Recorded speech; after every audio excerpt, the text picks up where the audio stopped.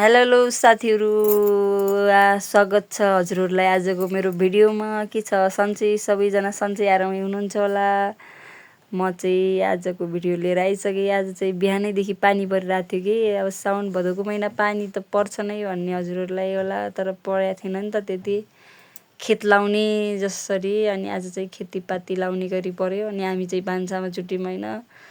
खानको लागि त फेरि पकाउनै पर्यो, नपकाएर त खानै हुँदैन होइन। मैले चाहिँ भान्सा गरेँ यता, दिदी उता फेरि धन्दा गर्दै हुनुहुन्थ्यो कि बाख्रा उसको। अनि यता नानीहरू चाहिँ मोबाइल हेरिरहेको थिएँ फेरि। अनि म चाहिँ भान्सातिरै थिएँ। खानासाना पकाइसकेँ मैले। यता चाहिँ भात सात टिकाएको थिएँ अनि यता दाल तडका लाउनको लागि। अनि त्यस पछाडि म खाना पकाएर पसल आएँ। पसल आउँदा पनि जे पानी परि नै रहेको थियो कि आज दिनभरि नै पानी पर्यो। हामीलाई चाहिँ मेला जाने डिस्टर्ब गरिदियो कि आज पानीले होइन।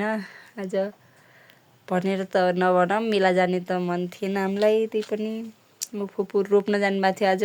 रोपेर आएर फेरि थकित भएर यतातिर गफगाफ चलिरह। अनि म पनि पसलतिरै थिएँ। अनि मेरो छोरीले फेरि चुरा मलाइदिन्छु भनेर लाउनुलाई छिन्। अनि कहाँ चुरा लाउन सक्ने कि यस्तो सानीले। अनि मैले चाहिँ चुरा लगाइदिएँ फुपूलाई। हरियो साउनको चुरा त लगाइदिनै पर्यो होइन।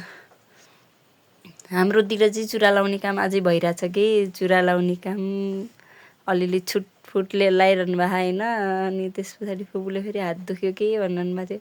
हेर्नु हरियो साउनसँगै हरियो धान पनि टक्क यति धेरै भएपछि त होइन काम कति छिटो सर्छ, कति छिटो।